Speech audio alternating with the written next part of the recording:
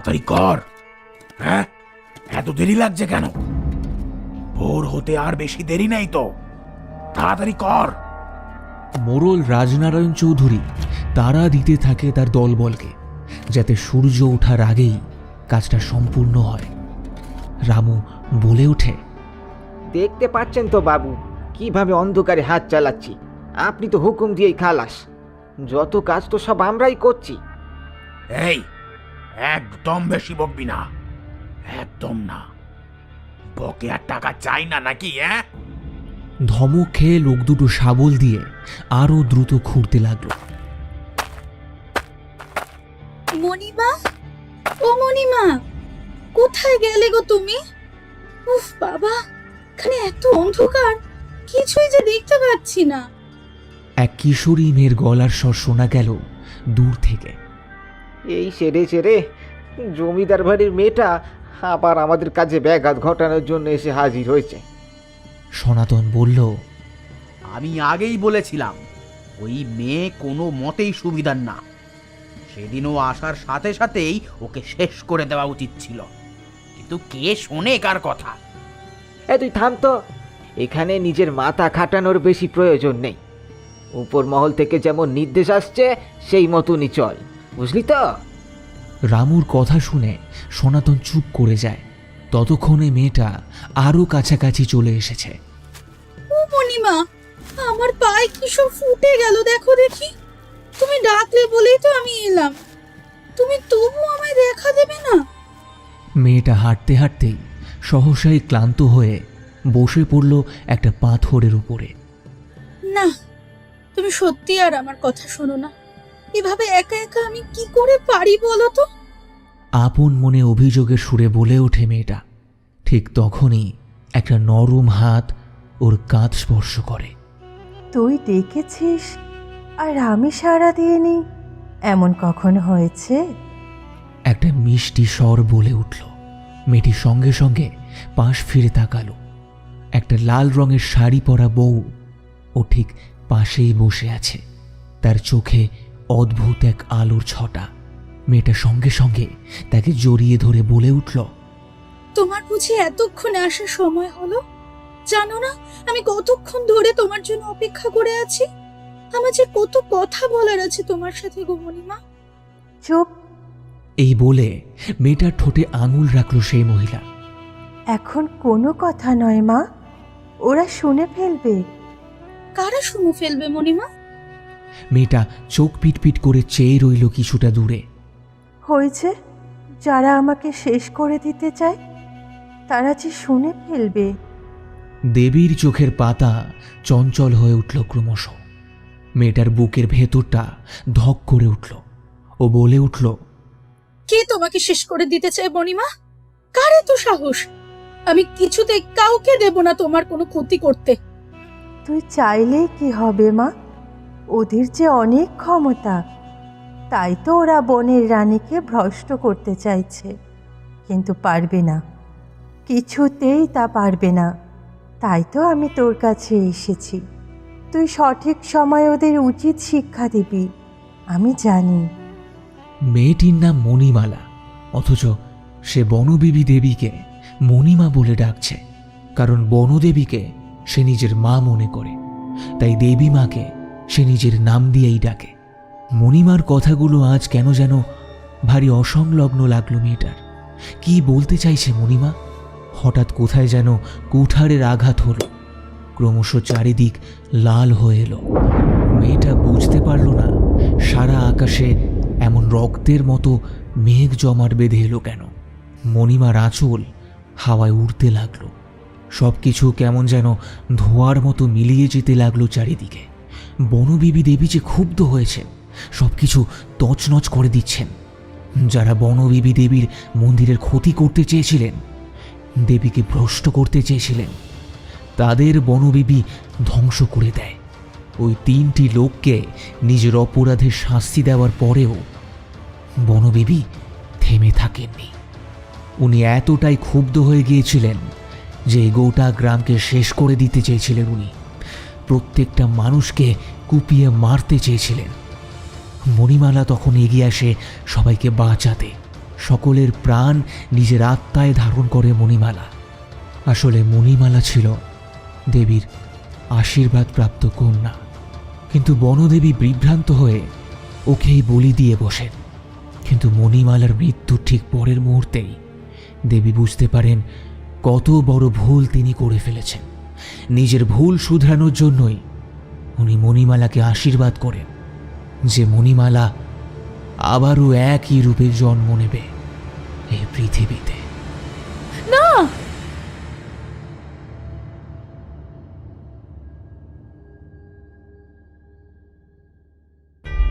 নমস্কার, আমি এবং গপ্প চ্যানেল থেকে সৌভিক। আজ আপনারা শুনবেন লেখিকা সোহিনী অধিকারীর কলমে বনবিবির জঙ্গলে। তবে গল্প শুরুর আগে একটি ছোট্ট অনুরোধ, আপনি যদি চ্যানেলে নতুন হয়ে থাকেন অথবা এখনও সাবস্ক্রাইব করেননি, তাহলে অবশ্যই চ্যানেলটিকে সাবস্ক্রাইব করে পাশে থাকা বেল আইকনটিকে অল করে দিতে ভুলবেন না, যাতে আমাদের নতুন গল্পের আপডেটস আপনার কাছে সবার আগে পৌঁছে যায়। আজকের গল্পের সূত্রধার এবং গল্প পাঠে আমি সৌভিক। গল্পের প্রধান চরিত্রে বর্ণিশা, সায়ন্তন এবং মৈনাক।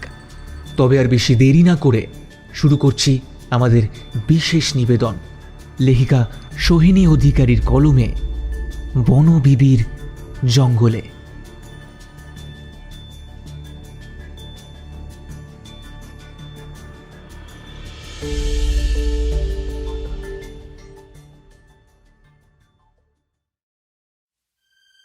চিৎকার করে উঠল অরণ্যা।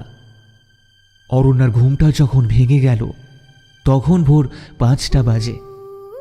এই নিয়ে প্রায় 1 মাস হতে চলল স্বপ্নটা ঘুরে ফিরে আসছে ওর কাছে।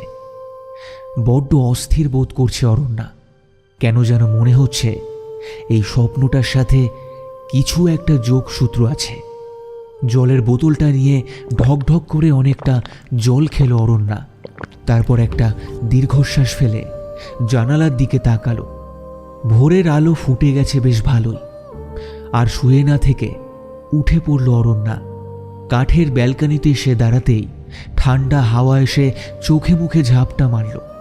চোখের সামনে যতদূর পর্যন্ত দেখা যায় কেবল জঙ্গল আর জঙ্গল। অরণ্যা সুন্দরবনে ফরেস্ট রেঞ্জার হয়ে এসেছে আজ প্রায় 1 মাস হতে চলল। এই 1 মাসে এমন একদিনও যায়নি যেদিন নিশ্চিন্তে ঘুমিয়েছে অরণ্যা।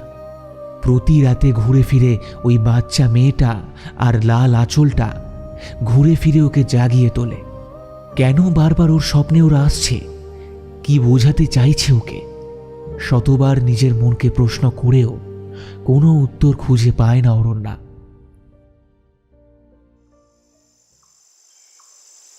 দিদিমণি, ও দিদিমণি, উঠে গেছো তুমি? চা দেবো? নুরির ডাক শুনে সম্বিত ফিরল অরণ্যার। নুরি এখানে ওর সর্বক্ষণের সঙ্গী। এই মেয়েটাকে ছাড়া এমন বিশাল জঙ্গলে অথই জলে পড়ত অরণ্যা। নুরির ডাক শুনে আলতো হেসে মাথা নাড়ালো অরণ্যা। নুরির নজর এড়ালো না অরণ্যার চোখের দুশ্চিন্তার ছাপটা। ও বলল, ও দিদিমণি, কি হয়েছে বলো তো? আবার ওই স্বপ্নটা দেখেছো নাকি? অরণ্যা মাথা নেড়ে বলল, কেন যে বারবার এমন হচ্ছে ভগবান জানে। আগে তো কখনো হতো না। এখানে আসার পর থেকে আমার অলৌকিক কিছু একটা যেন ঘটে চলেছে বারবার।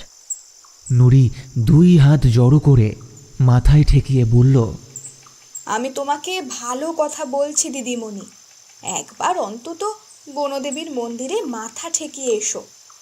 এখানে কোনো কিছুই তার ইচ্ছের বিরুদ্ধে হয় না গো। ওখানে গিয়ে নিজের মনের দুশ্চিন্তার কথা জানালে দেখবে মা ঠিক একটা উপায় বাতলে দেবেন। আহ নুরি, তুই পারিস বটে, আবার সে এক কথা শুরু করেছিস তো? আরে বাবা, এসবে কিছু হয় না। আমার মনে হয় নতুন জায়গায় এসে আমার মানিয়ে নিতে একটু অসুবিধা হচ্ছে। ও কিছু না, 2 দিন পরে সব ঠিক হয়ে যাবে। তুই এত না ভেবে চা নিয়ে আয় তো। নুরি মুখ বেঁকিয়ে বলল, যাচ্ছি গো যাচ্ছি। এই নুরির কথা শুনলে না তো? দেখবে দেখবে নুরি যা বলে তাই ফলে। অরণ্যা হেসে বলে উঠল, তা আজ কি ফলবে বল দেখি। নুড়ি মুচকি হেসে বলল, আবর্তবাবু এলেন বলে এখনই এসে বলবেন, ম্যাডাম গাড়ি ঠিক হয়ে গেছে, আপনাকে একবার মরা নদীর দিকে যেতে হবে। তবে রে পাজি। নুড়ির দিকে প্রায় তেড়েই যাচ্ছিল অরণ্যা, কিন্তু নুড়ি হেসে লুঠিয়ে পড়তে পড়তে ছুটে বেরিয়ে গেল। অরণ্যা ঠোঁটের কোণেও সহসাই হাসি ফুটে উঠল। আবর তো ওর আন্ডারেই কাজ করে, জুনিয়র অফিসার।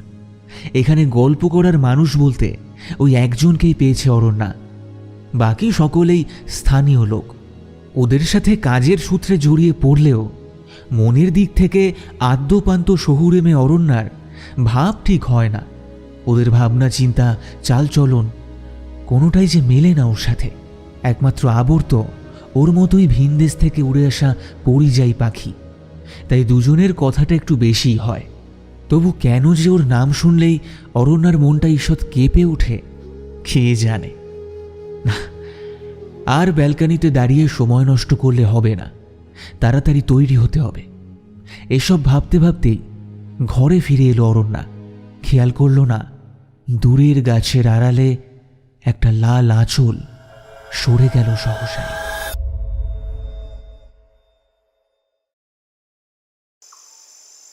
ম্যাডাম, ওই পুরনো মন্দিরের পেছনে অনেক দিন ধরে কিছু একটা চলছে। রাত হলে অদ্ভুত শব্দ বেশি আসে ওদিক থেকে। আমাদের গার্ডরা সারা রাত জেগে পাহারা দেয়। ওই দিকের পাহারা বাড়ানোও হয়েছে, কিন্তু আমার মন বলছে ওখানে কিছু একটা গন্ডগোল হচ্ছে। আবর তোর কথাগুলো মন দিয়ে শুনছিল অরণ্যা। একটু ভেবে আবর তো আবার বলল, আরিফের কালকে ডিউটি ছিল, ও বলল কাউকেই দেখতে পাইনি। কথাটা শুনে খানিকক্ষণের জন্য গম্ভীর হয়ে গেল অরণ্যা। কি যেন একটা ভাবল, তারপর সে বলল, আরিফের তো ডিভিশন সিতে ডিউটি থাকে না, পুরনো মন্দিরটা তো ওখানেই, তাই না? অরণ্যার প্রশ্ন শুনে চমকে উঠল আবর্ত। ঠিকই তো, ডিভিশন সিতে আরিফের কি কাজ? ওর তো এদিকে ডিউটি থাকেই না। আমাকে একবার পুরনো মন্দিরে যেতে হবে আবর্ত। গাড়ি তো রেডি আছে, এখনই যাবেন তো? আবর্তর কথা শুনে মাথা নাড়ালো অরণ্যা। এখন না, রাতে। ছোট্ট করে উত্তর দিল অরণ্যা। আবর্ত থতমত খেয়ে বলল, রাতে? রাতে কেন ম্যাডাম? রাত্রিবেলা জঙ্গলের পরিবেশ ভালো না। রাতের পরিবেশ ভালো নয়, সে কথা আমিও জানি, আর ভালো নয় বলেই সরকার আমাকে এখানে পাঠিয়েছে। তুমি কিন্তু সব ব্যবস্থা করে রাখবে। এই বলেই ল্যাপটপে মুখ গুজল অরণ্যা। আবর্ত মনে মনে বলল, আমি তো ওনার ভালোর জন্যই বললাম, উনি কি কিছুই বোঝেন না? কি বিড়বিড় করছো? কই কিছু না তো। আবর্ত একটা ঢোক গিলে বলে উঠল, ম্যাডাম আমি তাহলে এখন আসি, আপনি রাউন্ডে বেরোবেন তো? একটু পরে। এই বলেই আবার কাজে মন দিল অরণ্যা। আবর্ত নিঃশব্দে উঠে চলে গেল। ওর যাওয়ার দিকে তাকিয়ে মনে মনে হেসে উঠল অরণ্যা। সকাল হওয়ার সাথে সাথেই মন্দিরের চারপাশ এতটাই শান্ত হয়ে আসে যে রাতের ঘটে যাওয়া কোনো ঘটনা লেশ পাওয়াও দুষ্কর। মন্দিরের চাতালের উপরে একটা বুড়ি বসে আছে, তার সারা গায়ে ধুলোবালি মাখা।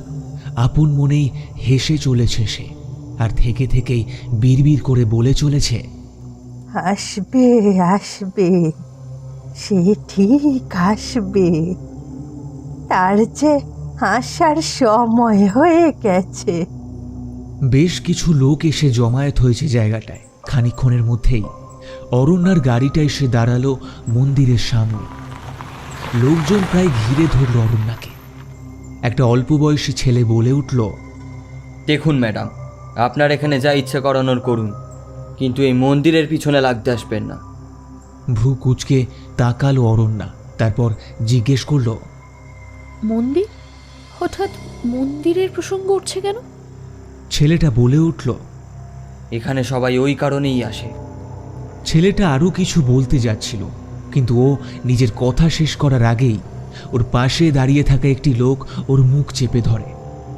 ওর কথায় কিছু মনে করবেন না দিদিমণি, ওর মাথা ঠিক নেই, কখন কি বলে ফেলে ও নিজেও জানে না। লোকটা আমতা আমতা করে বলে উঠল। অরণ্যা এক দৃষ্টিতে তাকিয়ে রইল দুজনের দিকে। এখন অবধি ও কাউকে বুঝতে দেয়নি, কিন্তু ওর আসল উদ্দেশ্য এই মন্দিরের রহস্য খুঁজে বের করা। ওর কাছে খবর আছে এই মন্দিরের পেছনে বহু বছর ধরে হাত ধুয়ে পড়ে আছে কিছু লোক। সেই কোন ইতিহাসের যুগ থেকে রহস্য ঘনীভূত হচ্ছে এই মন্দিরকে কেন্দ্র করে। কেন সবাই ক্ষতি করতে চায় এই মন্দিরটার? কারণটা অরণ্যা কিছুটা হলেও জানে, কিন্তু এসব পুরনো গল্প ওর বিশ্বাস করতে মন চায় না। যাই হোক, আপাতত বিষয়টাকে ঝেড়ে ফেলে এগিয়ে গেল অরণ্যা। দুজন লোক এগিয়ে এসে বলল, ম্যাডাম, বেশ অনেক দিন ধরেই সন্দেহটা দানা বেঁধেছে আমাদের মনে। আমাদের সকলের ধারণা সেই পুরনো অভিশাপ আবার ফিরে এসেছে। আপনি একবার শুধু অনুমতি দিন। কিসের অনুমতি? জিজ্ঞেস করল অরণ্যা। লোকটা বলে উঠল, এই মন্দির ভেঙে ফেলার অনুমতি দিন না, দিন না দিদিমণি। এই মন্দির যতদিন আছে ততদিন কারোর ভালো হবে না, কারোর ভালো হবে না। কথাটা শুনে কেমন যেন কেঁপে উঠল অরণ্যা। চোখের সামনে কিছু একটা ঝলক দিয়ে উঠল, যেন এমনটা আগেও দেখেছে ও, কোথায় যেন শুনেছে এমনই কথা। কিন্তু কোথায় শুনেছে কিছুতেই মনে পড়ছে না তার। কি হলো দিদিমণি, উত্তর দিচ্ছেন না যে? অরণ্যা তখনই নিজেকে সামলে নিয়ে বলল, এভাবে কোনো পারমিশন দেওয়া যায় না, আমাকে বিষয়টা খতিয়ে দেখতে হবে। এই বলেই অরণ্যা চলে গেল ওর অফিসের দিকে। মাথায় অনেক কিছু তালগোল পাকিয়ে যাচ্ছে। সবকিছু কিভাবে জুড়বে ওর মাথাতেই ঢুকছে না।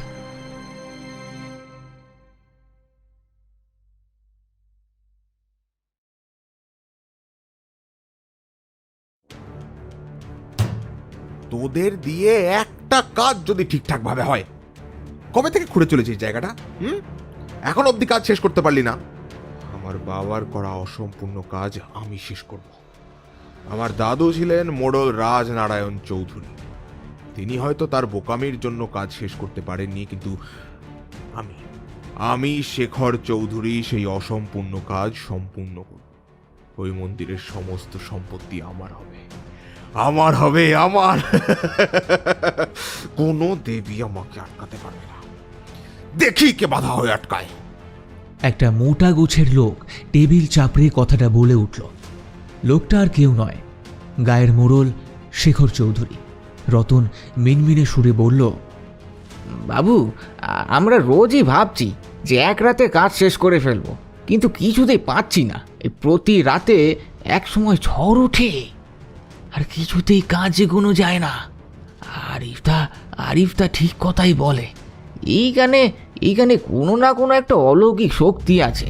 সে চায় না আমরা এখানে কোনো খারাপ কাজ করি। চুপ চুপ চুপ চুপ চুপ চুপ চুপ। ওকে কে কাজে নিয়েছিলি রে? হ্যাঁ, একটা কাজ যদি ঠিকঠাক ভাবে করতে পারে। এভাবে চলতে পারে না, এভাবে চলতে পারে না। প্রতি বছর মাঘী পূর্ণিমায় ওই মন্দিরের দরজা খোলা হয়, বড় করে পুজো করা হয় মায়ের। এই মাঘী পূর্ণিমা আসতে কত দেরি আছে রে? হ্যাঁ, একদমই সময় নেই। তার আগেই আমাদের খুঁজে বের করতে হবে সেই দুর্লভ রত্ন ভাণ্ডার, নাহলে আবার সেই 70 বছরের অপেক্ষা। শেখর চৌধুরী কথাটা বলতে বলতে হঠাৎ গম্ভীর হয়ে উঠলেন। তারপর বললেন, ছোটন, ওই রেঞ্জের ম্যাডাম কি কিছু টের পেয়েছেন? তো খুব ফটর ফটর করে কথা বলেন। আমাদের পিছনে আবার যেন টিকটিকি হতে না আসে। ছোটন বলল, না বড়বাবু, ম্যাডাম এখনো কিছু টের পাননি, তবে পাহারা কিন্তু ভীষণ কড়া। আর ওই যে ছোকরাটা আছে না, আবর্ত না কি যেন একটা নাম, আরে ও তো প্রত্যেকটা ডিভিশনের খবর নেয়। ওটা নিয়ে চাপ নেই, ডিভিশনে আমার লোক আরিফ আছে, কোনো না কোনোভাবে ঠিক ওদের নজর বাঁচিয়ে নেবে। হঠাৎ আরিফ ওই রুমের মধ্যে এসে পৌঁছায়। দাদা আসবো? কে? আমি দাদা আরিফ। আরে আরে আরিফ বাবুজি, আসুন আসুন আসুন। তা খবর কি?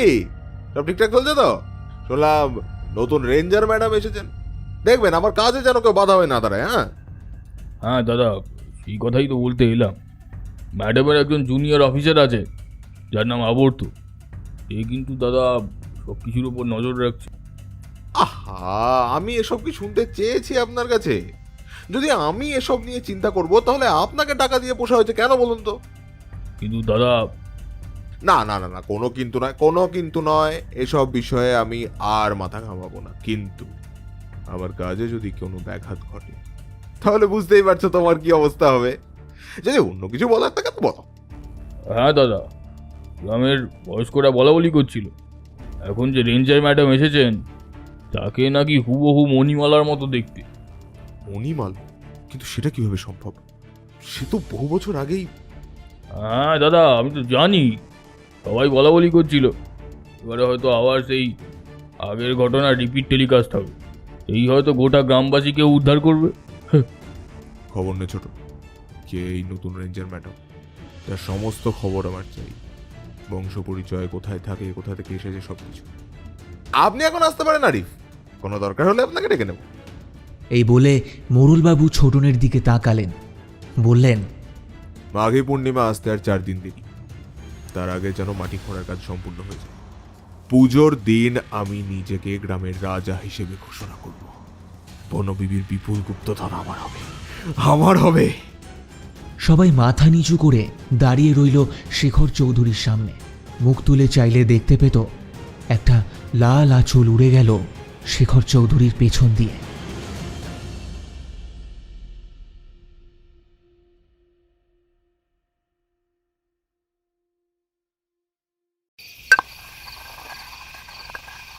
নুরি মশলা বাটতে ব্যস্ত ছিল। এমন সময় ভিজে চুপচুপে হয়ে অরণ্যা রান্নাঘরে ঢুকল। নুরি, চা করে দিতে পারবি আমাকে? নুরি অরণ্যার দিকে তাকিয়ে অবাক হয়ে গেল। নুরি মাথা এলিয়ে বলল, ও মা দিদিমণি, তুমি অমন কাক ভেজা হয়ে গেছো কি করে? বাইরে বৃষ্টি হচ্ছে বুঝি? কেন, তুই টের পাসনি? ভেসে যাচ্ছে বাইরে। শুনতে পাইনি তো। আর বলো না, এখানে শীতকালেও বৃষ্টি পড়ে।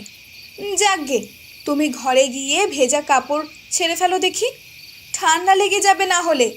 আমি তোমাকে এক্ষুনি চা করে দিচ্ছি। অরণ্যা মাথা নেড়ে ঘরের ভেতরে চলে গেল। ভেজা চুলগুলো মুছতে মুছতে ঘরে এসে বসল অরণ্যা। কিছু একটা গণ্ডগোল ঘটেই চলেছে ওর অলক্ষ্যে, সেটাও বেশ বুঝতে পারছে, কিন্তু কি ঘটছে সেটা বুঝতে পারছে না। ওকে সুন্দরবনে পাঠানো হয়েছে একটা বিশেষ কাজে। এই গ্রামের ইতিহাস একদমই ভালো নয়। বহু বছর আগে একটা বীভৎস ঘটনা ঘটে গিয়েছিল এই গ্রামে।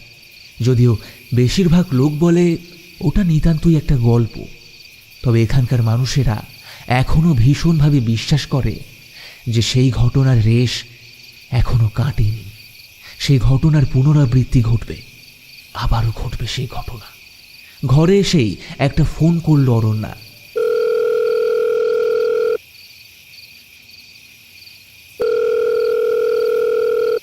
বেশ কিছুক্ষণ রিং হওয়ার পরে ওপাশ থেকে ফোনটা তুলল একজন।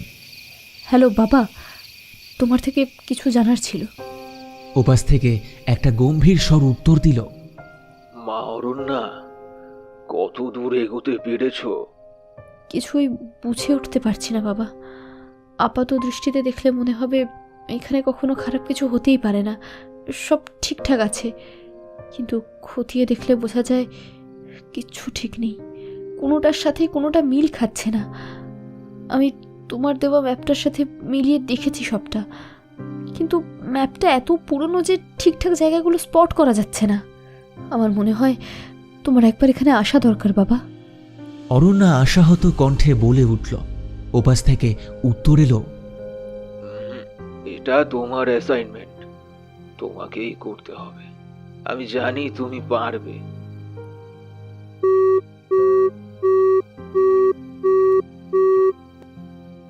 ওপাশ থেকে কেটে গেল ফোনটা। সুপ্রিয়বাবু দীর্ঘশ্বাস ফেলে আপন মনে বলে উঠলেন, তোকে কি করে যে বলি যে তুই ছাড়া ওই বোনের রক্ষা আর কেউ করতে পারবে না। তোর জন্মই হয়েছে আরো একবার ওই বনের রক্ষা করার জন্য। ধীরে ধীরে তোর নিজেরই সব মনে পড়বে। সেই সময়টা পর্যন্ত আমাকে অপেক্ষা করতেই হবে। সুপ্রিয়বাবুর ভাবনার মাঝেই ললিতা দেবী ঘরে এলেন। তুমি সব কিছু জেনে শুনেও মেয়েটাকে ওখানে পাঠিয়ে দিলে? ওটা আমাদের বাড়ি, আমাদের গ্রাম। আমরা নিজেরাই আজ কত পুরুষ ধরে ওই গ্রামে পা রাখি না, আর আমাদের একমাত্র মেয়েকে তুমি ওই গ্রামেই পাঠিয়ে দিলে। এখন ওর কোনো বিপদ হলে কি হবে একবারও ভেবে দেখেছো? ললিতা দেবী উদ্বিগ্ন কণ্ঠে বলে উঠলেন। সুপ্রিয়বাবু বললেন, ওর কিচ্ছু হবে না। মায়ের আশীর্বাদ সব সময় ওর মাথার উপরে আছে, ওর কিচ্ছু হবে না। সুপ্রিয়বাবুর আশ্বাসে মন ভোলাতে পারলেন না ললিতা দেবী, কিন্তু মুখেই যতই বলুন, মনে মনে উনি এটাও জানেন যে সুপ্রিয়বাবু নিজে থেকে অরণ্যাকে না পাঠালেও ওই জঙ্গল নিজেই যেভাবে হোক টেনে নিয়ে যেত অরণ্যাকে। তাই সময়ের হাতে সবকিছু ছেড়ে দেওয়া ছাড়া আর কোনো উপায় তার ছিল না।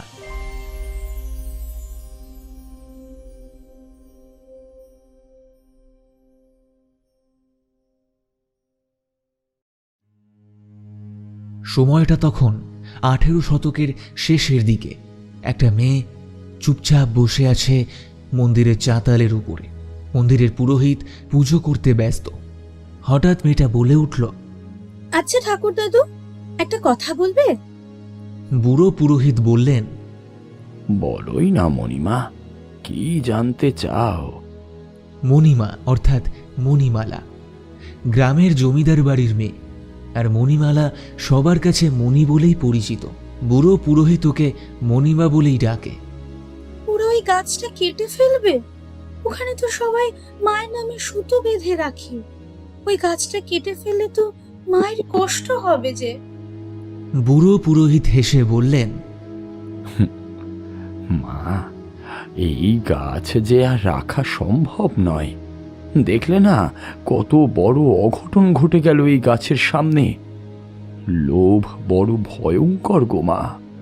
যে একবার এর ফাঁদে পা দিয়েছে সে আর কখনো বেরোতে পারেনি। এখন সারা গ্রামকে মায়ের অভিশাপ ভোগ করতে হবে।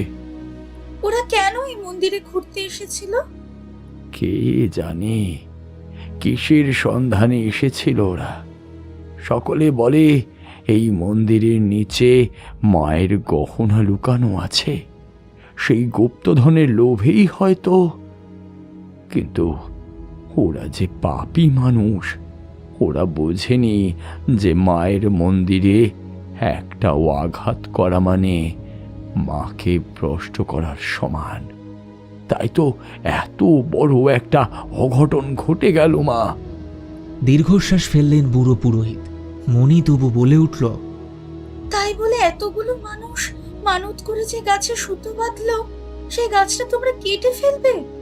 বনদেবী তো সারা বনের দেবী। সেই বনের গাছ কাটলে মায়ের কষ্ট হবে না? বুড়ো পুরোহিত এবার খানি গম্ভীর হয়ে বলল, দেখো মণিমা, একটা কথা বলি তোমায়। এমনিতেই এখন গ্রামের লোকের মাথা ঠিক নেই। মন্দিরে ভাঙচুর করা হয়েছে শোনার পর থেকেই সকলে ক্ষেপে আছে। সেই নিয়ে সকলের মনে ভয়ও আছে। তুমি এর মধ্যে আর কোনো তর্ক বিতর্ক তুলো না মা। যা চলছে, যেমন চলছে তেমন ভাবেই চলতে দাও, দোহাই তোমার মণিমা। মনের মন মানতে চাইল না।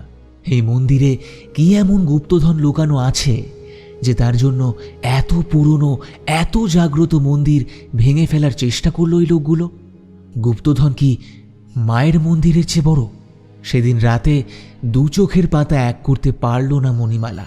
যতবার চোখ বন্ধ করছে ততবার যেন কানের কাছে ঢং ঢং করে বেজে চলেছে মন্দিরের ঘণ্টা। মণি, কতক্ষণ ঘুমাবি? এবার যে তোকে জেগে উঠতে হবে। ঘুমিয়ে থাকলে তো আর চলবে না। একটা গম্ভীর স্বর ডেকে উঠল মণিমালাকে। মণিমালা ধরফর করে উঠে বসল। কে কে ডাকছে আমাকে? এদিক ওদিক তাকালো মণিমালা। হঠাৎ ওর চোখের সামনে বিদ্যুৎ ঝলকে উঠল। একটা তীব্র আলো জমাট বেঁধে ওর সামনে দাঁড়িয়ে আছে। চোখ খুলে রাখতে পারছে না মণিমালা।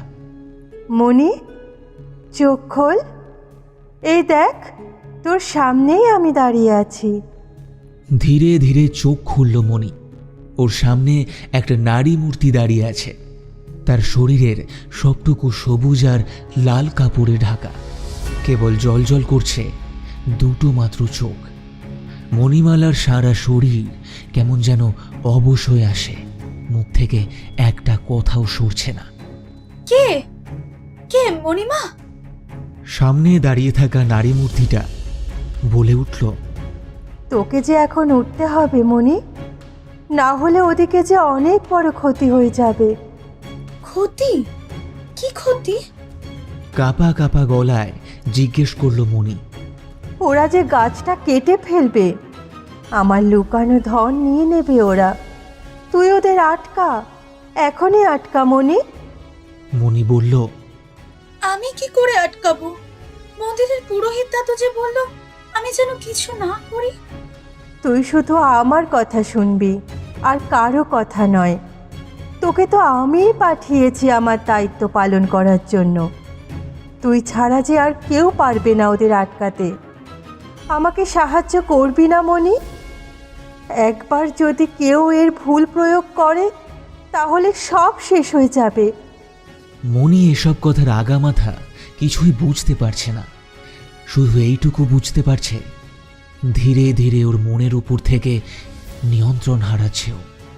মণি, আয়, আমার সাথে আয়। মণি আর একটাও কথা বলতে পারল না, শুধু নিঃশব্দে ওই লাল সবুজ ছায়াটাকে অনুসরণ করতে লাগলো।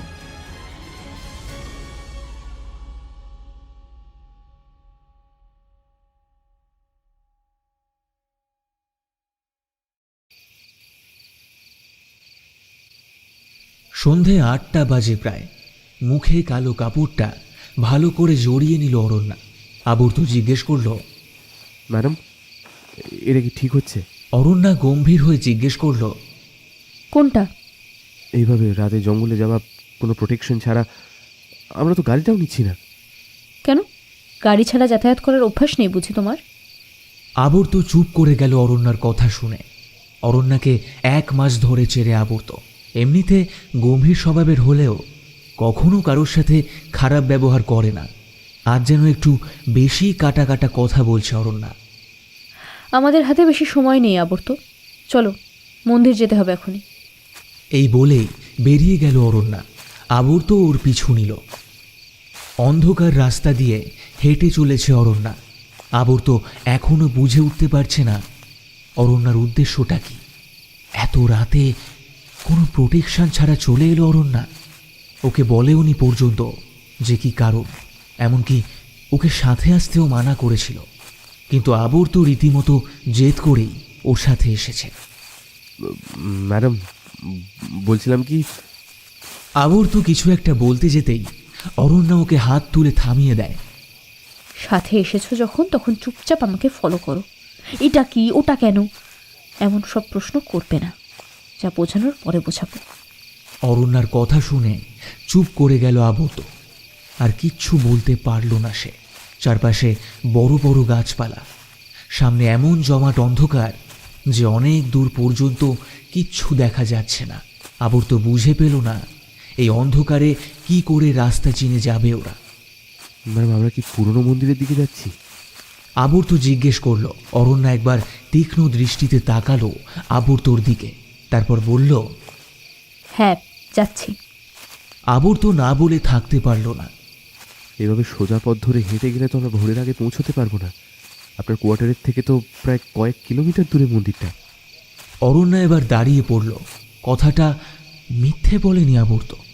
এখান থেকে এতটা পথ হেঁটে যেতে গেলে কখনোই আজ রাতের অভিযান সম্ভব হবে না। শর্টকাট নিতে হবে। বিড়বিড় করে বলে উঠল অরণ্যা। আবর্ত বলল, এত বড় জঙ্গলে যে কোনো রাস্তা ধরে হাঁটা নিরাপদ নয়। বেশি দূরে তো আসিনি, গাড়িটা নিয়ে এলে হতো না? অরণ্যায় 2 দিকে মাথা নাড়িয়ে বলল, না না না, তুমি কি এখনো বুঝতে পারছো না? আমরা গাড়ি নিয়ে বেরোলে সবাই টের পেয়ে যাবে, সবাই সাবধান হয়ে যাবে। যে উদ্দেশ্য নিয়ে আমি বেরিয়েছি সেই উদ্দেশ্য কখনো সফল হবে না। তার মানে আমরা কাউকে ফলো করছি? কে সে?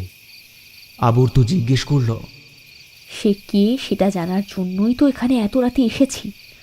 যাই হোক, আগে রাস্তা খুঁজতে হবে। এই বলে নিজের আশেপাশে তাকালো অরণ্যা। হঠাৎ ওর চোখের সামনে যেন তীব্র আলোর ঝলকানি ফুটে উঠল।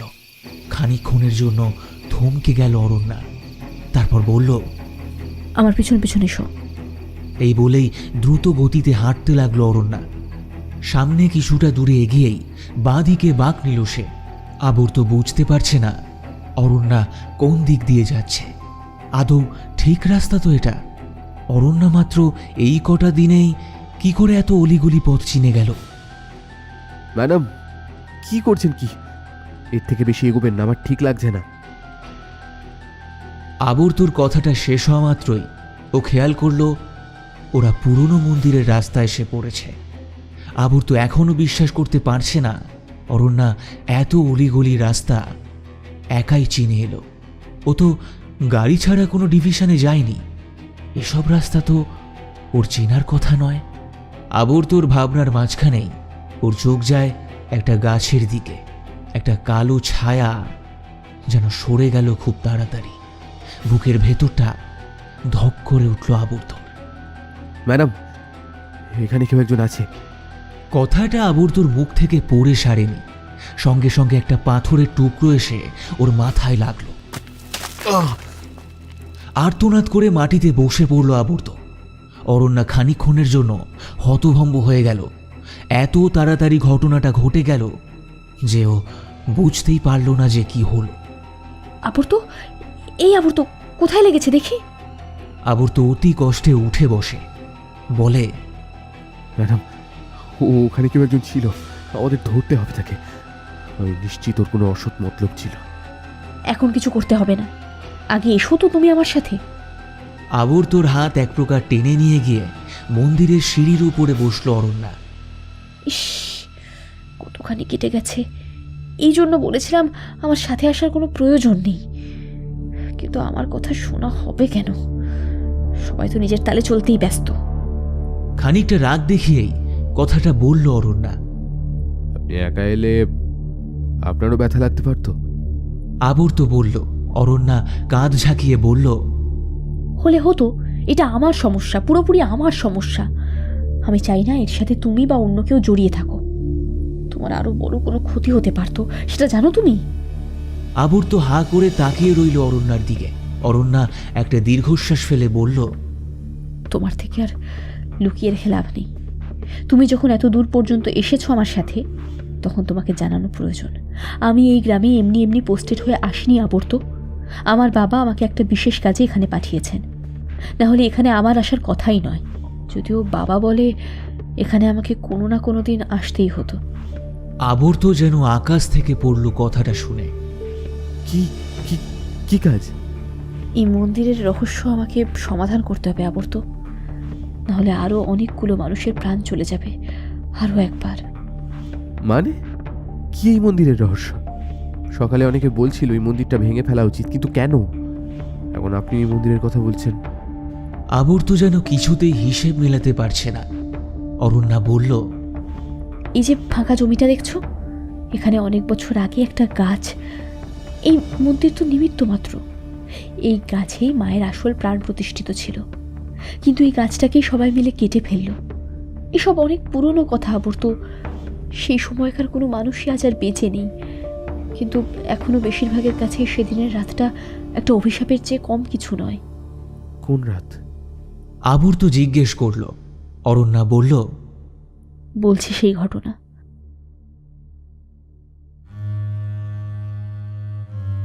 প্রচলিত আছে এই মন্দিরের নিচে বনদেবীর বিপুল রত্নভাণ্ডার আছে, আর এই ধনের লোভেই সবাই মায়ের মন্দিরকে ধ্বংস করে দিতে চায়। ওরা বোঝে না বনদেবীর মন্দিরে একটা আঘাত করা মাকে ভ্রষ্ট করতে চাওয়ার সমান। ওরা সেই ভুলটাই করতে চেয়েছিল, কিন্তু পারেনি। এই গাছের নিচেই 5 জনের ভয়ঙ্করভাবে মৃত্যু ঘটে। বলা হয় মা স্বয়ং প্রকট হয়েছিলেন, ওদের দেহ থেকে ধর আলাদা করে রক্তপান করেছিলেন। তারপর এই অবধি বলে থেমে যায় অরণ্যা। তারপর কি হয়েছিল? আবর্ত জিজ্ঞেস করে। অরণ্যা ধিমি স্বরে বলে, তারপরে কি ঘটেছে আমার জানা নেই, বাবা বলে একদিন আমার নিজের থেকে এসব মনে পড়বে, কিন্তু সেই দিনটা কবে আসবে আমি জানি না। কিন্তু ম্যাডাম, এসব গুপ্তধনের কি সত্যি কোনো অস্তিত্ব আছে? আমার তো মনে হয় না। যদি তার সত্যি হতো তাহলে এতদিনে পুরাতত্ত্ব বিভাগ নিশ্চয়ই খোঁজ করতো, তাই নয় কি? আপনার কথা শুনে তো মনে হচ্ছে প্রায় সকলেই জানে গুপ্তধনের কথা। লোকের মুখে মুখে ছড়াতে ছড়াতে নিশ্চয়ই সরকারের কানেও গেছে। আবর্ত না বলে থাকতে পারল না। না, তা সম্ভব নয়, কারণ যে এই মন্দিরের এতটুকু ক্ষতি করতে চাইবে তাকে ঠিক এভাবেই শেষ করে দেবে মা। কিন্তু আবার কিন্তু কিসের? এখানে আরও একবার মায়ের মন্দিরের ধ্বংস প্রক্রিয়া শুরু করেছে, কিন্তু এবারে ওরা এমনভাবে কাজ করছে যেন কোনোভাবেই মন্দিরের গায়ে সরাসরি আঘাত না লাগে। কারা আছে এর পিছনে আমাকে জানতেই হবে। এখানে অনেক বড় চক্রান্ত চলছে আবর্ত, এটা আমি প্রথম দিনে এসেই বুঝে গেছি, আর সেই মতোই ব্যবস্থা নিতে হবে আমাকে। তার আগে মায়ের সেই গুপ্তধনের খোঁজ আমাদের পেতে হবে। তুমি জানো না তার কি ক্ষমতা। সারা প্রকৃতি বিপদের মুখে পড়বে আবর্ত, সবার অনেক বড় ক্ষতি হয়ে যাবে। ওটাকে দিয়ে সমগ্র প্রকৃতিকে নিয়ন্ত্রণ করা যায়। ওটা যদি কেউ খুঁজে পায় তাহলে। অরণ্যা স্ট্রেস নিচ্ছে দেখে আবর্ত ওর হাতের উপরে হাত রাখল, তারপর শান্ত কণ্ঠস্বরে বলল, দেখুন ম্যাডাম, এমন কিছু যদি থেকে থাকে তাহলে আমরা অবশ্যই খুঁজে বের করব। আপনি এতটা অধৈর্য হবেন না, কারোর কোনো ক্ষতি হবে না। অরণ্যা এবারে খানিকটা ভেঙে পড়ল, বলল, আমার যে অনেক ঘটনা অজানা, তাছাড়া নিজের স্বপ্নের কথাটা বলতে গিয়েও বলতে পারল না অরণ্যা। আবর্ত এমনিই এমন সব কথা শুনে না জানি কি ভাবছে, তার উপরে এতদিনও রাত্রিবেলায় আজগুবি স্বপ্ন দেখেছে শুনলে ওকে নির্ঘাত পাগল ভাববে। তাই অনেক কথাই চেপে গেল অরণ্যা। অরণ্যা মানসিক চাপের মধ্যে দিয়ে যাচ্ছে বুঝতে পেরে কথাটা একটু ঘুরিয়ে দিল আবর্ত। জিজ্ঞেস করল, তাহলে আমাদের কি করণীয় এখন? কি করা উচিত আমাদের? অরণ্যা নিজেকে একটু শান্ত করে বলে উঠল, আপাতত আমাদের মাথা ঠান্ডা করে এগোতে হবে। যারা এই মন্দিরের ক্ষতি করতে চায়, সেই দুর্মূল্য বস্তুটাকে আত্মসাৎ করতে চায়, তারা বুঝে গেছে যে আমরা এই বিষয়টার সাথে জড়িয়ে গেছি। তাই ওরা চুপ করে বসে থাকবে না, যেভাবে হোক আমাদের আটকানোর চেষ্টা করবে, আমাদের ক্ষতি করার চেষ্টা করবে। তাই আমাদের খুব সাবধানে থাকতে হবে। আমার মনে হয় না ওরা অন্ধকারে আমাদের চিনতে পেরেছে। মুখ না দেখলেও সন্দেহের তীর আমাদের দিকেই আসবে। তাছাড়া তোমার কপালের এই কাটা দাগটা দেখলেই ওরা বুঝে যাবে যে ওদের সন্দেহ সঠিক। অরণ্যার কথাটা যে সত্যি তা আবর্ত জানে, তাই আর কিছু বলতে পারল না। অরণ্যা পুনরায় বলল, আরও একটা বড় কাজ আছে। মায়ের সেই গুপ্তধন খুঁজে বের করতে হবে। শুনেছি রাশি রাশি সোনার মাঝে লুকিয়ে রাখা আছে ওই জিনিসটা। ওটা কারো হাতে লাগার আগেই আমাদের সরিয়ে ফেলতে হবে। মানে সরিয়ে ফেললেই তো শুধু হলো না, ওটার এমন ব্যবস্থা করতে হবে যেন কেউ কখনো নাগাল না পায়। আবর্তর কথা শুনে মাথা নাড়ল অরণ্যা। তারপর ওর হাতে সেই পুরনো ম্যাপটা ধরিয়ে দিয়ে বলল, এই দেখো, এই ম্যাপটাই একমাত্র ক্লু ওই গুপ্তধন খুঁজে বের করার। আবর্ত ভালো করে ঘুরিয়ে ফিরিয়ে দেখল ম্যাপটা, তারপর বলল, এটা দেখে তো ঠিকঠাক কিছুই বোঝা যাচ্ছে না, কিন্তু কথাটা পুরো শেষ হওয়ার আগেই একটা জায়গায় গিয়ে দৃষ্টি স্থির হয়ে গেল আবর্তর। বেশ কিছুক্ষণ ম্যাপটার দিকে স্থির দৃষ্টিতে তাকিয়ে রইল আবর্ত। তারপর হঠাৎই বলে উঠল, ম্যাডাম, আপনি বীরসিংহ গাঙ্গুলির বংশধর? প্রশ্নটা শুনে আবর্তর দিকে ভ্রুকুঁচকে তাকালো অরণ্যা। তারপর বলল, আমার পদবী গাঙ্গুলি বটে, কিন্তু এই বীরসিংহ নামে তো কাউকে চিনি না আমি। আবর্তর চোখের কোণে একটা ঝিলিক খেলে গেল। চওড়া হাসি হেসে ও বলল, আপনার বাবা আপনাকে এমনি এমনি এখানে পাঠায়নি ম্যাডাম। এটা তো আপনাদেরই জায়গা, আপনারাই তো ছিলেন এই জায়গার মাথা। পারলে আপনিই পারবেন এই গ্রামকে রক্ষা করতে। অরণ্যা বলে উঠল, তুমি একদম আমার বাবার মতো কথা বলছো। বাবাও এখানে আসার আগে ঠিক এই কথাগুলোই বলেছিল। আপনি জানেন না আপনার পরিচয়? বাবা কখনো খুলে বলেনি কিছু।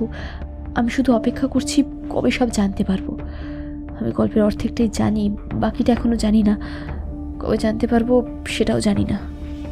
অরণ্যা এক দৃষ্টিতে তাকিয়ে রয়েছে সামনের দিকে। আবর্ত বুঝতে পারছে অরণ্যা যতটা বলেছে তার চাইতে অনেক বেশি দুশ্চিন্তার মধ্যে দিয়ে যাচ্ছে। সবটা হয়তো ওকে খুলে বলতে পারছে না, তবু আবুর তো চেষ্টা করছে অরণ্যার পাশে থাকার। খানিকক্ষণ বসে থাকার পরে আবুর তো বলল, আর রাত বাড়িয়ে লাভ নেই, চলুন বাড়ি ফেরা যাক। অরণ্যাও আর চাইছে না এই অন্ধকারে বসে থাকতে। জায়গাটা কেন যেন ভালো লাগছে না ওর। অগত্যা দুজনে বাড়ির পথে পা বাড়ালো।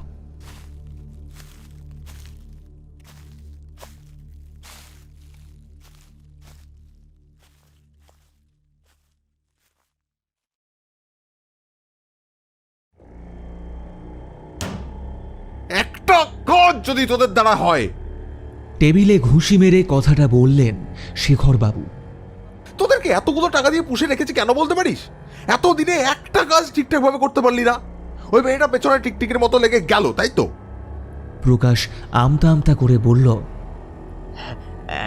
আসলে বাবু, ওরা হঠাৎ করে মন্দিরের ওখানে চলে আসবে আমরা তো ভাবতেই পারিনি। তবে তবে তবে চিন্তা করবেন না, অমন আকস্মিক আক্রমণে ওরা ভয় পেয়েছে। আমার মনে হয় না ওরা আর ওইদিকে পা বাড়াবে বলে। চুপ চুপ চুপ চুপ চুপ চুপ চুপ। শেখরবাবু ওদের থামিয়ে দিলেন। একটাও বাজে কথা বলবি না, কোনো কাজ হবে না তোদের দ্বারা। ওই দুটোর ব্যবস্থা আমাকেই নিতে হবে। একদিনে বহুত বার বেড়েছে দেখছি। পাশের থেকে নিলয় বলল, পাথরের ঢিলকে ওরা নিশ্চয়ই ভয় পেয়েছে গুরু। হ্যাঁ, যে মেয়ে এত রাতে প্রায় একা ওই মন্দিরে চলে গেল, সে তোদের ওই সামান্য পাথরের ঢিলে ভয় পাবে, তাই না? ওই মন্দিরে সাধারণ মানুষ যেতে ভয় পায়। দিনের আলোতেও কেউ একা ওই মন্দিরের দিকে পা মারায় না, আর তুই কিনা ওকে পাথরের ভয় দেখাচ্ছিস?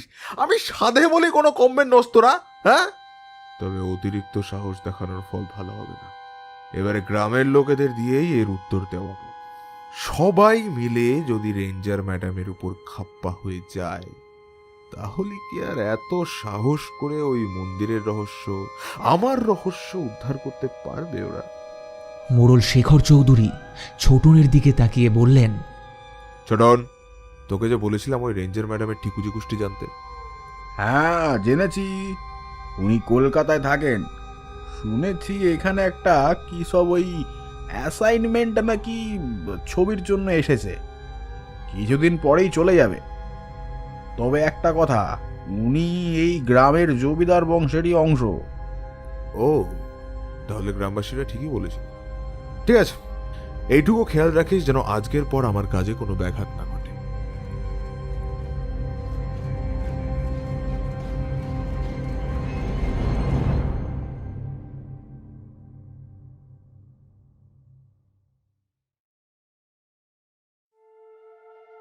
পরের দিন সকালে বেশ তাড়াতাড়ি বেরিয়ে পড়েছে অরণ্যা। এই মন্দিরের চক্করে নিজের বাকি কাজ ভুলে গেলে হবে না। পশ্চিমের জঙ্গলের দিকে প্রচুর আদিবাসী পরিবারের বসবাস। ওদের সমস্যার সমাধান করাও অরণ্যার দায়িত্বের মধ্যে পড়ে। সেই কাজেই যাচ্ছিল অরণ্যা। কাল সারা রাত দু চোখের পাতা এক করতে পারেনি সে।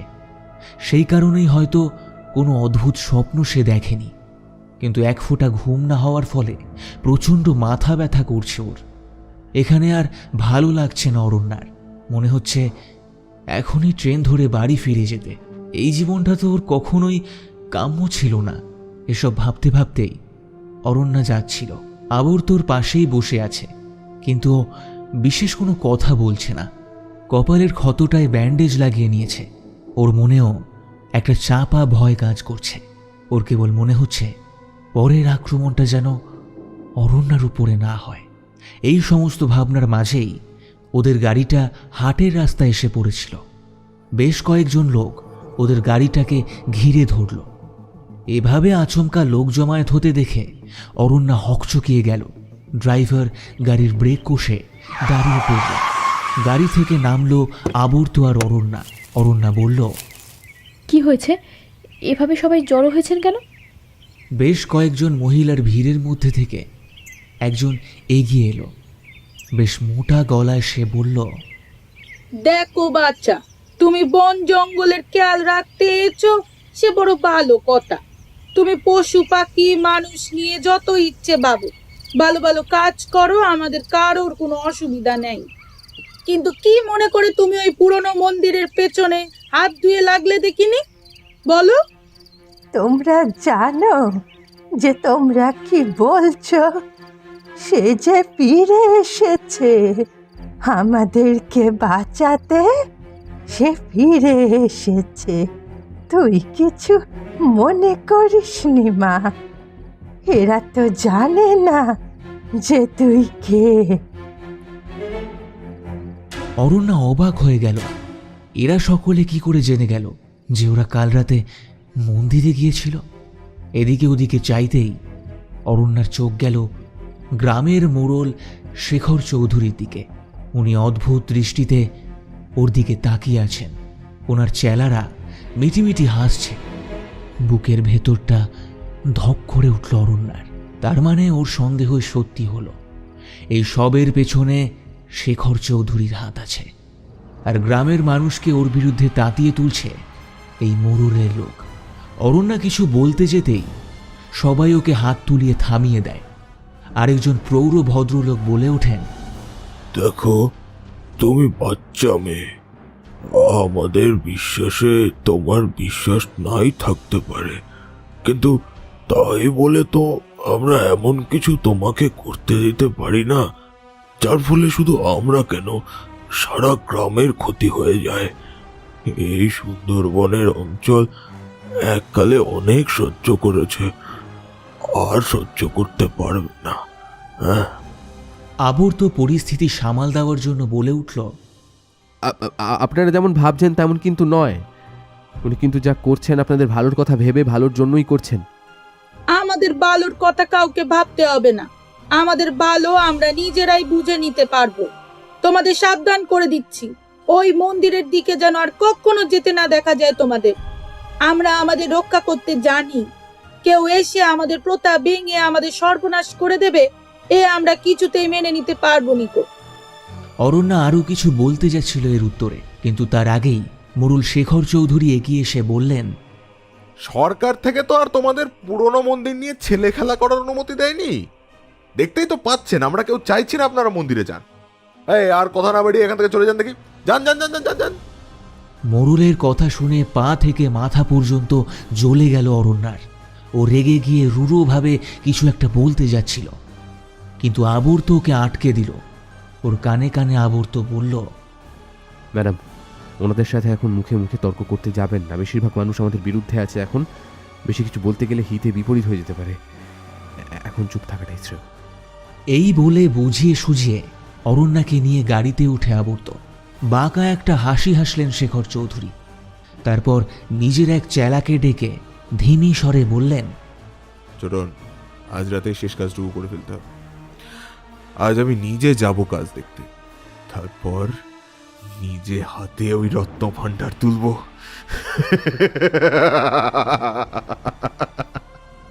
কথাটা বলেই বিকৃতভাবে হেসে ওঠেন শেখর চৌধুরী।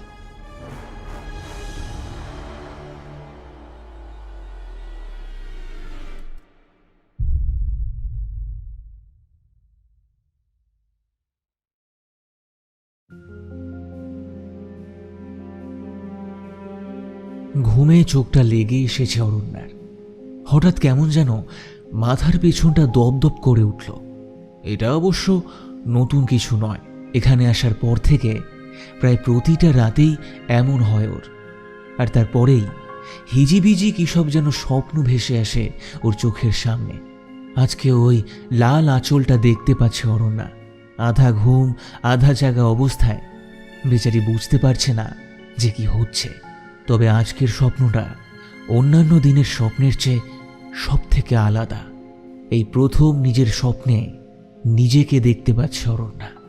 ছোট্ট মেয়েটা একটা বহু পুরনো হলদেটে কাগজ হাতে দাঁড়িয়ে আছে। বাবা, এটা কি গো? তোমার ঘরে পড়েছিল কাগজটা। বলে উঠল 6 বছরের অরণ্যা। সুপ্রিয়বাবু সস্নেহে মেয়েকে কোলে বসিয়ে বললেন, এটা তুমি এখনই বুঝে উঠতে পারবে না মা, আর একটু বড় হও, তখন সব বুঝিয়ে বলবো। কত বড় হতে হবে? এই এত বড় হলেই চলবে। এই বলেই হেসে উঠলেন সুপ্রিয়বাবু। খেলায় খেলায় ছোট্ট অরণ্যাও ভুলে গেল ওই কাগজের কথা, কিন্তু আজ যেন ও স্পষ্ট দেখতে পাচ্ছে লাল আঁচলটা ক্রমাগত মুড়ে দিচ্ছে কাগজটাকে, আর কয়েকটা অক্ষর ফুটে উঠছে ওই লাল আভায় ঢাকা কাগজটার উপরে। কাগজটায় লেখা, যে খুঁজবে সে পাবে না, যে পাবে সে জানবে না, সে বারবার হারিয়ে যাবে নিজের স্থানে, যে আটকাতে যাবে সে মিশে যাবে মাটির বুকে।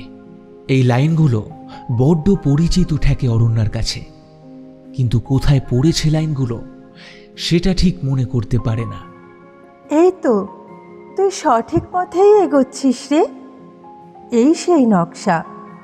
একদিন এই নকশা বাঁচাতেই নিজেকে বলি দিয়েছিলি তুই, মনে আছে?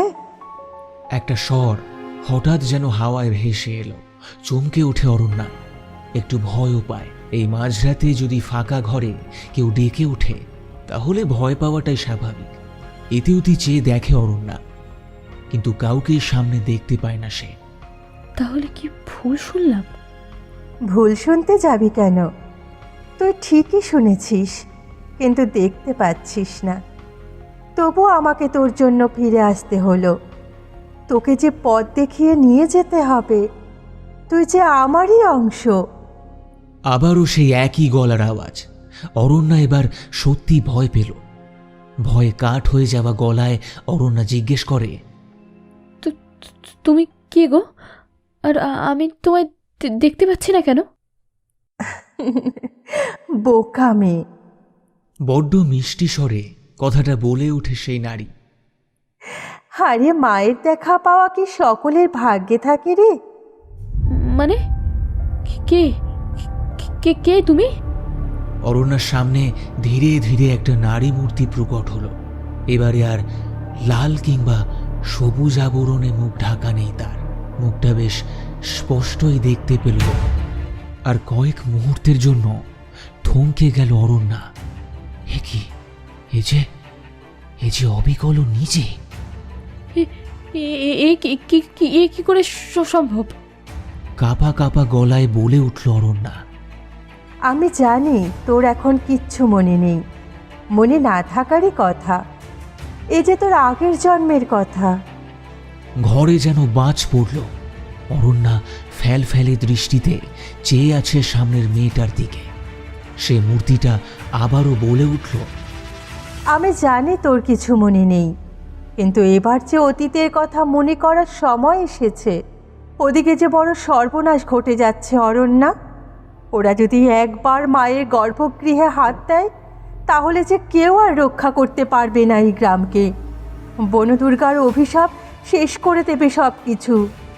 আগেরবার কেবল কিছু মানুষ মারা গেছিল, কিন্তু এবারে যে সকলে উজাড় হয়ে যাবে। অরণ্যা একটু থতমত খেয়ে যায়। তারপর কিছু একটা মনে পড়তেই সে জিজ্ঞেস করল, ওই তিনজন কিভাবে মারা গেছিল? গুপ্তধন পাওয়ার লোভ, ক্ষমতা পাওয়ার লোভ, এই প্রকৃতিকে নিজের অধীনে নেওয়ার লোভ। মা কি কখনো বরদাস্ত করে এসব? ওদের মৃত্যু কেউ আটকাতে পারেনি। এবারেও একদল ক্ষমতা পিপাসী লোক একই কাজ করার চেষ্টা করেছে। আমি ওদের আটকাতে পারিনি, আমাকে ওরা শেষ করে দিয়েছে। কিন্তু তোকে যে পারতেই হবে অরণ্যা, তোকে ওদেরকে আটকাতেই হবে। আমি কি করে করব বলো তো? আমি তো কিছুই বুঝতে পারছি না। গ্রামের একটা লোকও আমায় সাহায্য করছে না, উল্টে ওই মোড়লের কথা শুনে সবাই আমার বিরুদ্ধে চলে গেছে। এই অবস্থায় আমি যদি মন্দিরের দিকে এক পা বাড়াই সবাই তেড়ে আসবে। আমাকে তো মন্দিরের ধারে কাছেও ঘেঁষতে না করে দিয়েছে। অরণ্যা হতাশ সুরে বলল। সেই ছায়াটা বলে উঠল, আমি জানি তুই পারবি। ওরা মায়ের প্রাণকেন্দ্র। ওই গাছটাকে কেটে এমনিতেই এই গ্রামকে দুর্বল করে দিয়েছিল। ওই গাছে যে সকলের প্রার্থনা বাঁধা ছিল। তাই এখন এই অপরাধ না আটকালে এই গ্রামেরই ক্ষতি হবে। আমি তোকে বলে দেব কি করতে হবে অরণ্যা। সঠিক সময়ে আমি আবার আসব। যখন তোর কোনো সাহায্যের প্রয়োজন হবে তখনই আমি আসব, কিন্তু শুরুটা যে তোকেই করতে হবে। ওই লাইনগুলো মনে কর, ওখানেই সব উত্তর আছে। যখন সময় আসবে তখন আমি নিজে ধরা দেব তোর কাছে, কথা দিচ্ছি। ভয়ে বুঝে আসা গলায় অরণ্যা বলল, যদি বিপদে পড়ি তাহলে তোমাকে কি নামে ডাকবো? নারী মূর্তিটা আলতো হেসে বলল, মণিমা।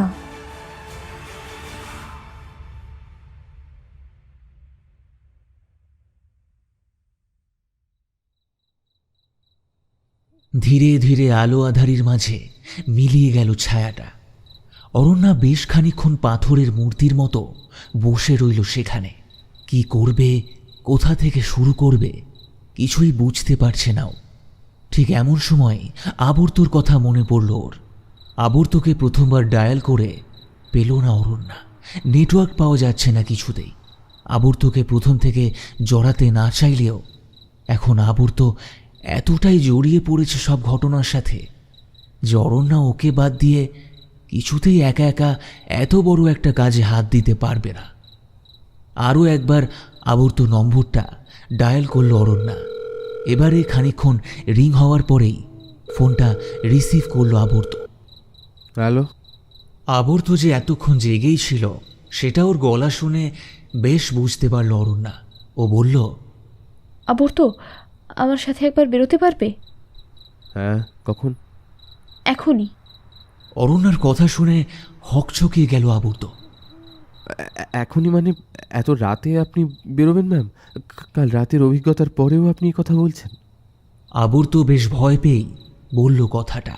অরণ্যা বলল, আজকে যে করে হোক বেরোতে হবে, কারণ আজ রাতটাই সময় আছে। ওদের আজ রাতে আটকাতে হবে। তুমি আসতে না চাইলে এসো না, কিন্তু আমি বেরোচ্ছি। এই বলেই ফোনটা কেটে দিতে যাচ্ছিল অরণ্যা। আবর্ত সঙ্গে সঙ্গে বলে উঠল, এই না না না না, প্লিজ প্লিজ প্লিজ, একা যাবেন না ম্যাডাম। আমি এক্ষুনি বেরোচ্ছি, একটু সময় দিন। তাহলে তাড়াতাড়ি করো।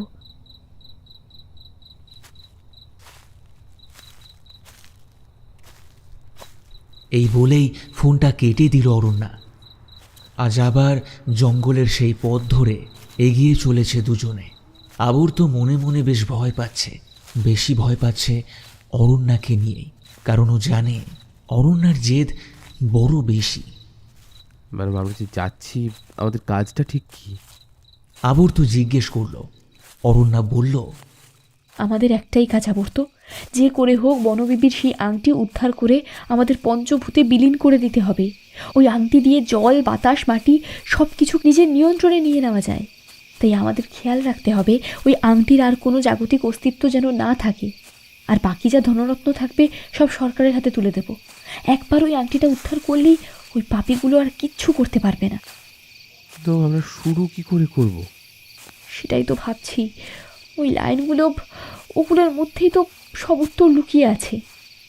এই বলেই লাইনগুলো মনে করতে শুরু করল অরণ্যা। যে খুঁজবে না সে পাবে না, যে পাবে সে জানবে না। সে বারবার হারিয়ে যাবে নিজের স্থানে। যে আটকাতে যাবে সে মিশে যাবে মাটির বুকে। আবর্ত অবাক হয়ে বলল, ভারী অদ্ভুত তো। কেন? অরণ্যা জিজ্ঞেস করল। আবর্ত মলিন হেসে বলল, আমার বাবা ছোটবেলায় এই কথাটা খুব বলতেন আমাকে। আমি বুঝে পেতাম না কি বলতে চাইছেন। আজ বুঝতে পারছি, বাবাও কিছু একটা ইঙ্গিত দিয়ে চাইতেন। অরণ্যা অবাক হয়ে জিজ্ঞেস করল, তোমার বাবা কি করে এই লাইনগুলো জানলেন? এগুলো তো আর কারোর জানার কথা নয়। আবর্ত হেসে বলল, আচ্ছা ম্যাডাম, কালকে যখন আমি আপনাকে বললাম ম্যাপে ওই স্ট্যাম্পের কথা, তখন তো আপনার একবারও মনে হয়নি আমি কি করে এসব জানি? মনে হয়েছে কি? হয়নি তো? জিজ্ঞেস করলেন না তো একটিবারের জন্য? অরণ্যা সঙ্গে সঙ্গে বলল, সত্যি তো, আমার তো মনেই আসেনি এই কথাটা। তুমি কি করে জানো এসব? আমাদের ইতিহাসটা একসাথেই জুড়ে আছে। আমার পূর্বপুরুষ আপনাদের জমিদার বাড়িতেই ম্যানেজার ছিলেন, একজন বিশ্বস্ত কর্মচারী। অন্দরমহলের এমন অনেক খবরই উনি জানতেন যে আর কেউ জানত না। মণিমালা ছিল বনদুর্গার আশীর্বাদ প্রাপ্ত কন্যা। সেই মেয়েকেই যে এত বড় বলিদান দিতে হবে কেউ দুঃস্বপ্নেও কল্পনা করতে পারেনি। অরণ্যা হাঁ করে শুনছিল কথাগুলো। ওর হঠাৎই মনে পড়ে গেল মণিমা বলেছিল ওকে নিজেকে বলি দিতে হয়েছিল, কিন্তু কেন? কেন আবার? তো মণিমা তো দেবীর আশীর্বাদ নিয়ে জন্মেছিলেন, তাহলে তাকে কেন বলে দিতে হলো? প্রয়োজন ছিল। ওই 3টে লোককে নিজের অপরাধের শাস্তি দেওয়ার পরেও বনদেবী থেমে থাকেননি। উনি এতটাই ক্ষুব্ধ হয়ে গেছিলেন যে এই গোটা গ্রামকে শেষ করে দিতে চেয়েছিলেন। উনি প্রত্যেকটা মানুষকে কুপিয়ে কুপিয়ে মারতে চেয়েছিলেন। মণিমা তখন এগিয়ে আসে সবাইকে বাঁচাতে, সকলের প্রাণ নিজের আত্মায় ধারণ করে মণিমালা। বনদেবী বিভ্রান্ত হয়ে ওনাকেই বলি দিয়ে বসেন, কিন্তু মণিমালার মৃত্যুর ঠিক পরের মুহূর্তেই দেবী বুঝতে পারেন তিনি কত বড় ভুল করে ফেলেছেন। নিজের ভুল শুধরানোর জন্য উনি মণিমালাকে আশীর্বাদ করেন যে মণিমালা আবার একই রূপে জন্ম নেবে, আর এবার তার জন্ম হবে সবাইকে রক্ষা করার জন্য।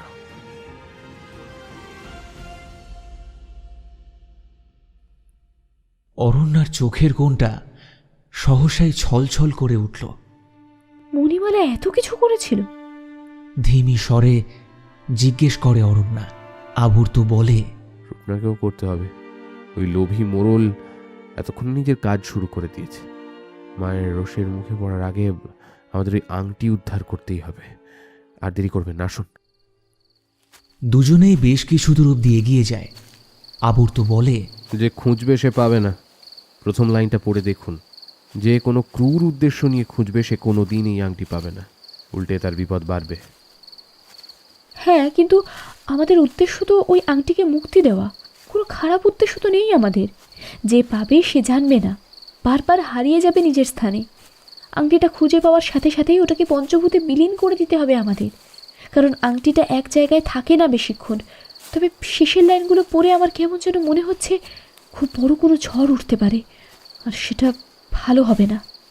আবর্ত অরণ্যার কথায় সায় দিয়ে বলল, তা হয়তো হবে না, কিন্তু আমাদের চেষ্টা তো করতেই হবে। দুজনে যখন নিজেদের মধ্যে আলোচনায় ব্যস্ত, ঠিক তখনই দূরে কোথায় যেন জোরে একটা শব্দ হল। সঙ্গে সঙ্গে বিদ্যুতের ঝলকানি, বাজের কান ফাটানো আওয়াজ। অরণ্যা আবর্তর হাত চেপে ধরে বলল, ওখানে কোনো বিপদ হচ্ছে, আমাদের এখনই ওখানে যাওয়া দরকার, আর দেরি করা যাবে না।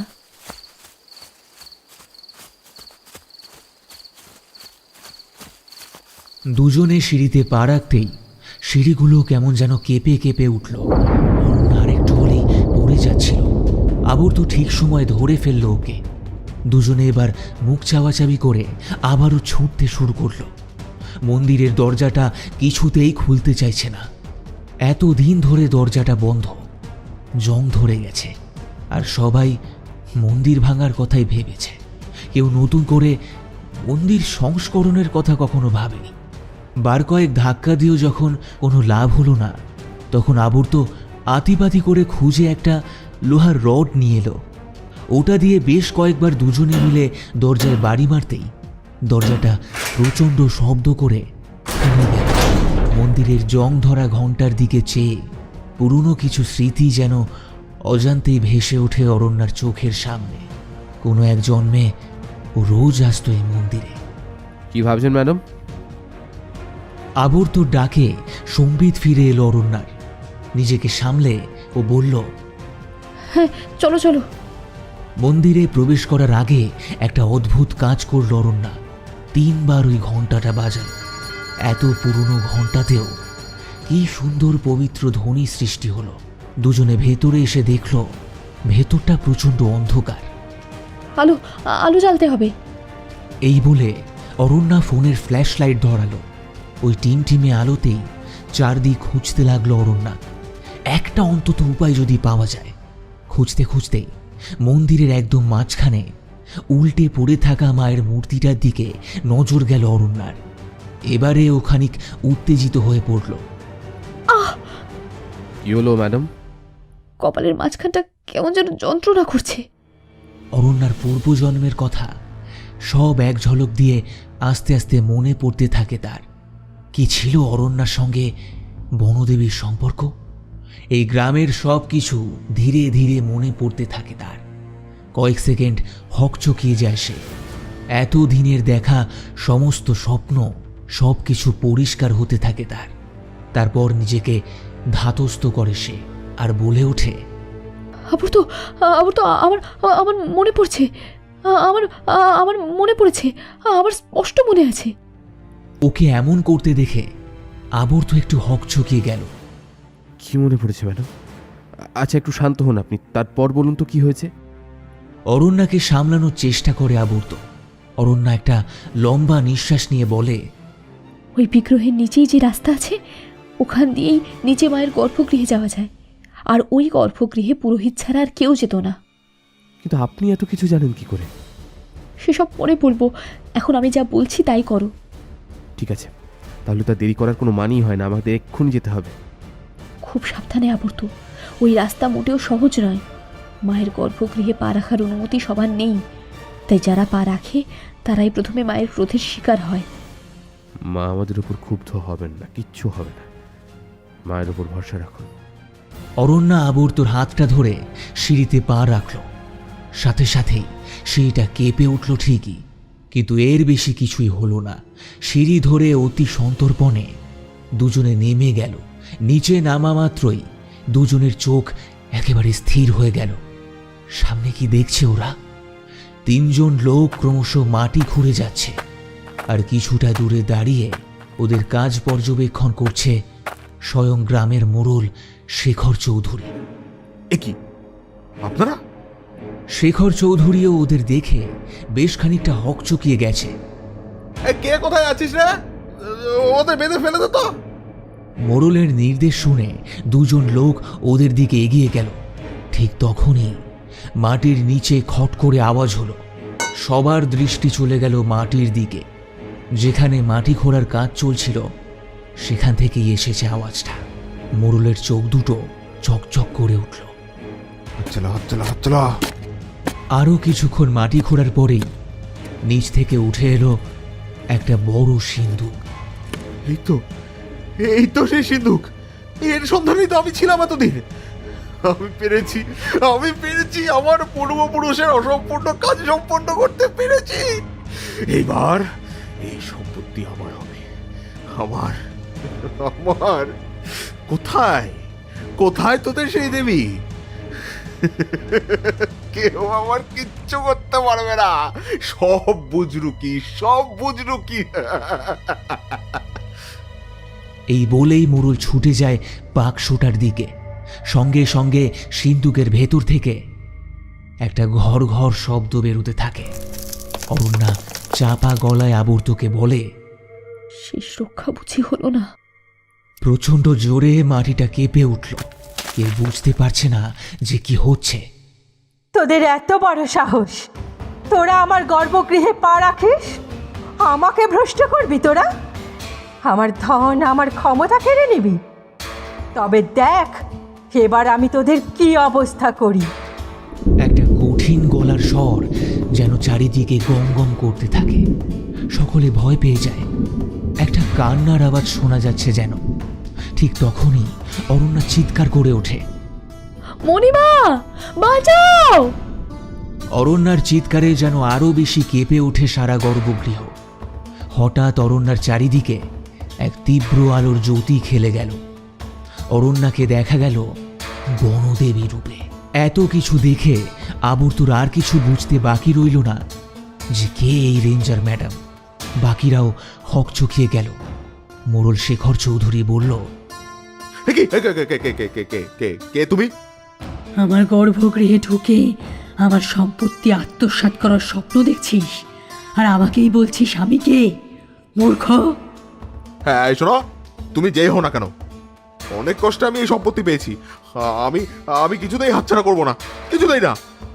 ওরে অর্বাচীন, এত কিছুর পরেও ভয় পাসনি? মৃত্যু ভয় নেই তোর?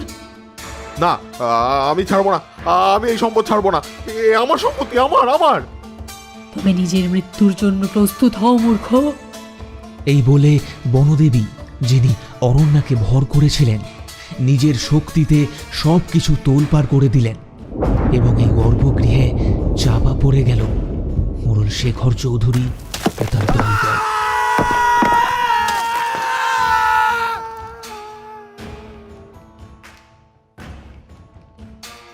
পাপ যখনই ধরাধামে প্রকট হয়, দেবী তখন কোনো না কোনো রূপ নিয়ে ঠিক আমাদের মধ্যে আবির্ভূত হন। পাপ কোনোদিনও সত্যকে চাপা দিয়ে নিজে রাজত্ব করতে পারে না। তেমনি সুন্দরবন অঞ্চলে বনদেবী যেমনভাবে সমস্ত বনকে, গ্রামের মানুষজনকে রক্ষা করেছিলেন, আজীবন তাই করে যাবেন। কোনো পাপীর জন্য তাকে ভ্রষ্ট হতে হবে না।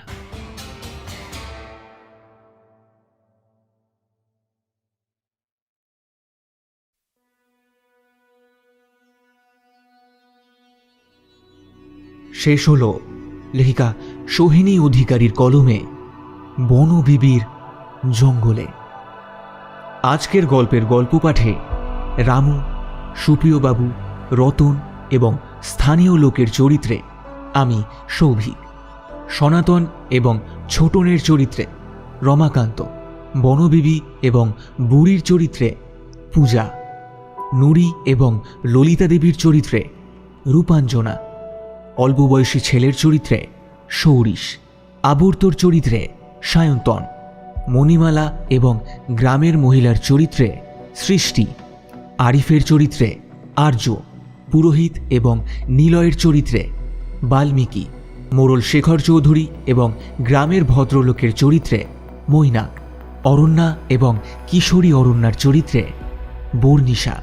গল্পের নাট্যরূপ নির্মাণে মৈনাক, শব্দ গ্রহণ এবং শব্দ সংযোজনে সৃজা, আবহ সৃষ্টিতে আমি সৌভিক। এই সুন্দর পোস্টারটি ডিজাইন করেছে টিম পিক্সেলেট থেকে আকাশ। তবে কেমন লাগলো আজকের গল্পটি কমেন্ট বক্সে জানাতে ভুলবেন না যেন। আচ্ছা, আপনিও কি চান আপনার লেখা অডিও স্টোরি হিসেবে প্রকাশ পাক? তবে আর দেরি কিসের? ডেসক্রিপশন বক্সে দেওয়া মেল আইডিতে পাঠিয়ে দিন আপনার লেখা গল্প। গল্পটি ভালো লাগলে অবশ্যই সেটি এবং গপ্প চ্যানেল থেকে প্রকাশ পাবে অডিও স্টোরি হিসেবে। গল্পটি ভালো লেগে থাকলে অবশ্যই আপনার বন্ধু এবং পরিবারের সঙ্গে গল্পটি শেয়ার করে দিন। চ্যানেলে নতুন হয়ে থাকলে এখনই সাবস্ক্রাইব করুন আর পাশে থাকা বেল আইকনটিকে অল করে দিতে ভুলবেন না, যাতে আমাদের সমস্ত নতুন গল্পের আপডেটস আপনার কাছে সবার আগে পৌঁছে যায়।